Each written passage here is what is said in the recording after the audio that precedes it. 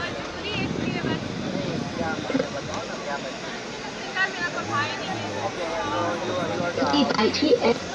और क्या है? और मेरी बड़ी बहन एक साल बाद शादी है उसकी, तो उसके लिए मुझे तो भाई तो है नहीं, मुझे ही करना है, तो मैं ये काम करके लड़की भी कभी लड़कों से कम नहीं होती। नहीं होती है?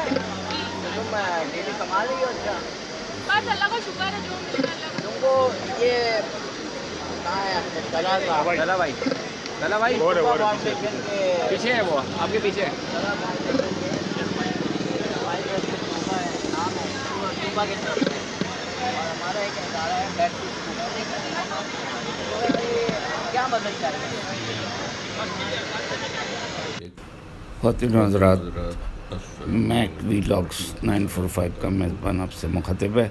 तो अभी आपने एक वीडियो देखी और इस वीडियो में ये बच्ची किसी मजबूरी की वजह से वो ठेला लगा रही थी, तो हमारे इदारे के एक इरशाद सलीम साहब हैं तूबा फाउंडेशन के, उन्होंने उसको अपनी टीम के साथ गए, उसको मोटिवेट किया और आखिर में वो स्कूल में पढ़ रही थी तो उसको कन्विंस किया कि चलो हम तुम्हारी स्कूल की वो कुछ ज़िम्मेदारी ले लेते हैं, तो आप स्कूल वापस चली जाए।